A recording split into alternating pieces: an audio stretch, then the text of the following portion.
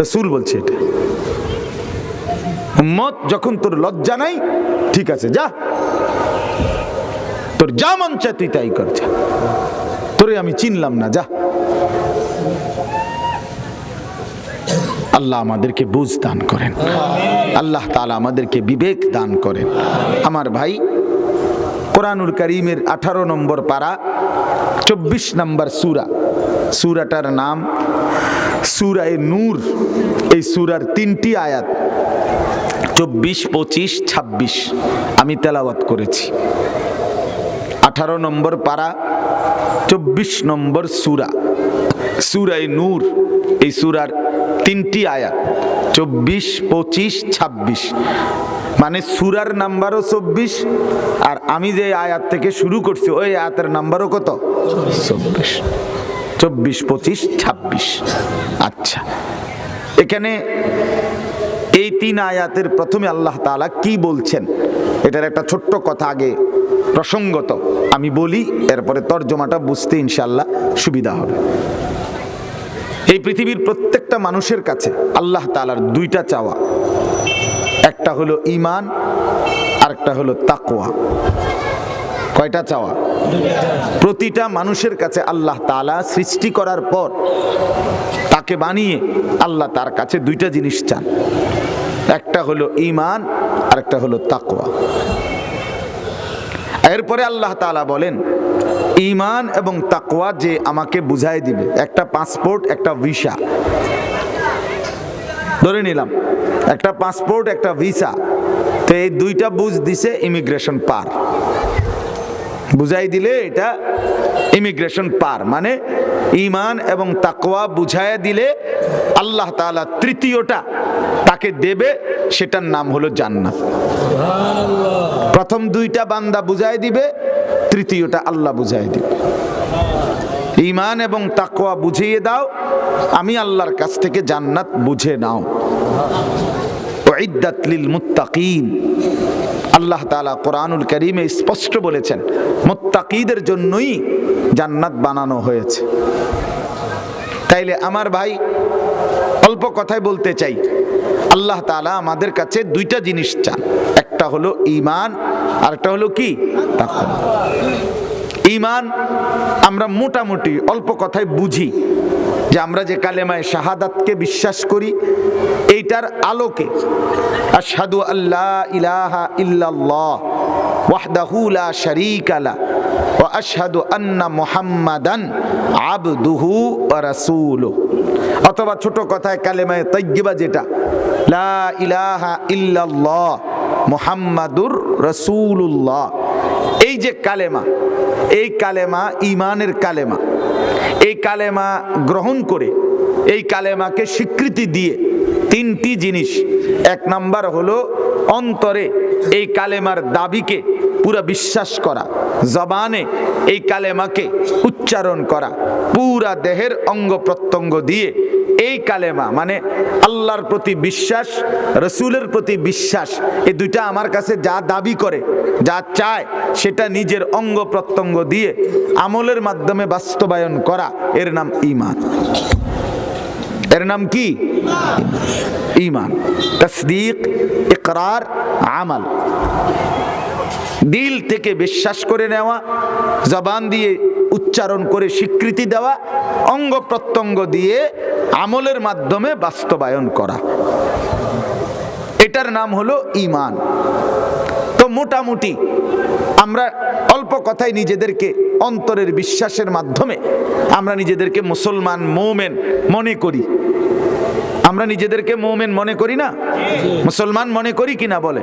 তো ধরে নিলাম আলহামদুলিল্লাহ যে আমরা মুসলমান, আমরা মুমিন, ধরে নিলাম আমাদের ঈমান আছে। তো এরপরে আমার যেটা উদ্দেশ্য সেটা হলো দ্বিতীয়টা, ঈমানের পরে, মুমিন হওয়ার পরে আমাদের কাছে আল্লাহ এবং তার রাসূলের চাওয়া তাকওয়া অর্জন। কি অর্জন বলেন? তাকওয়া অর্জন। ওই যে বললাম ঈমান এবং তাকওয়া। তো ঈমান আমাদের আছে, ধরে নিলাম আমরা মুমিন, আমরা মুসলমান। এখন আল্লাহ তাআলা আমাদের কাছে চায় জান্নাত দেওয়ার জন্য আল্লাহ আমাদের কাছে দ্বিতীয় আরেকটা চাচ্ছে। ঈমান ধরেন আমি দিলাম, ঈমান আমি পেশ করলাম, পাসপোর্ট দিলাম, তো এবার ভিসা চাচ্ছে, অথবা ভিসা দেখাইলাম তো পাসপোর্ট চাচ্ছে। তাইলে ঈমানের পরে আল্লাহ তাআলা আমাদের কাছে তাকওয়া চান। তাকওয়া, এখন তাকওয়া কি?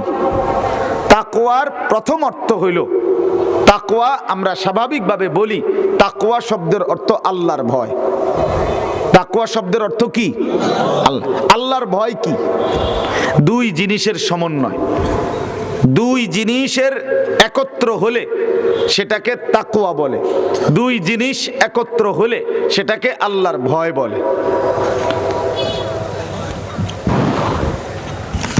এই কাগজ, এটা যেমন একটা পিঠ, এটাও একটা পিঠ নাকি? এই পিঠ থেকে আলাদা করা সম্ভব কি? সম্ভব না। এটা মানলে, মানে এই পিঠ আছে মানলেই অটোমেটিক আপনাকে এই পিঠও মানতে হবে। এই ফিট নাই, এই ফিট আছে, এটা কইতে পারবেন নাই। তাহলে কাগজের এই পিঠ এবং ওই পিঠ যেমন, মুদ্রার এই পিঠ ও পিঠ যেমন, টাকার এই পিঠ ওই পিঠ যেমন, আলাদা করা, ভাগ করা, ভিন্ন করার সুযোগ নাই। তাহলে আল্লাহর ভয় মানে ওই দুইটা জিনিস থাকা। এই দুইটি জিনিস থাকলে আল্লাহর ভয় আছে, আল্লাহর ভয় থাকলে এই দুইটা জিনিস আছে। সেই দুই জিনিস কি? এক নাম্বার হলো তারকুল মুনকারাত, দুই নাম্বার হলো ফি'লুল খায়রাত। এক নাম্বার হলো আল্লাহ তাআলার, রাসূলুল্লাহর সমস্ত নিষেধ বর্জন করা। দুই নাম্বার সমস্ত আদেশ পালন করা।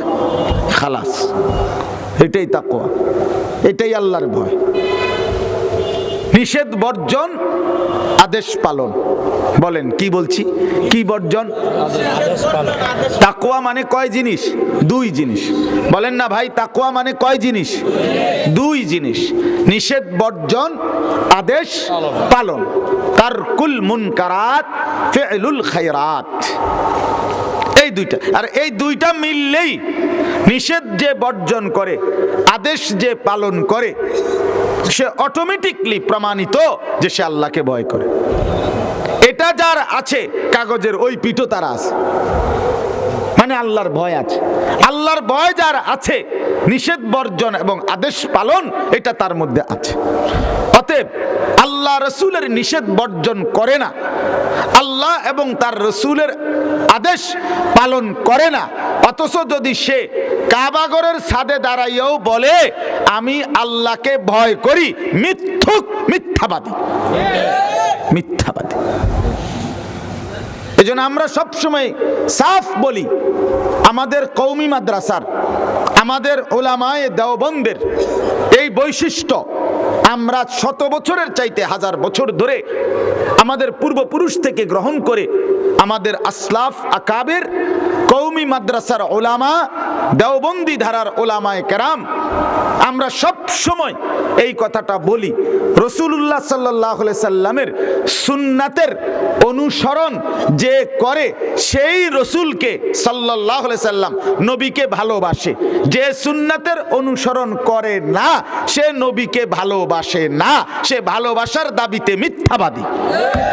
সাফ কথা। এবারে কেউ যদি কয় ওয়াহাবি, তুই ওয়াহাবি না, তুই ওয়াহাবির বাপ কো আমারে। আমি ওয়াহাবির মনে কর বাপ, আমি দাদা, ওয়াহাবির 14 গোষ্ঠী আমি। তো আমার কথা এটা, তুই আবার কইতে কইতে হোতাই আলা, কথা বোঝেন না আপনি? তো আমারে গালি দিতে দিতে কি করে লা সবাই আলা প্রয়োজনে। কিন্তু আমরা বলবো এটাই যে কাগজের এই পিঠ ওই পিঠের মতো, এই পিঠে অনুসরণ, ওই পিঠে ভালোবাসা, এই পিঠে ভালোবাসা, এই পিঠে অনুসরণ। কথা বুঝছেন কিনা?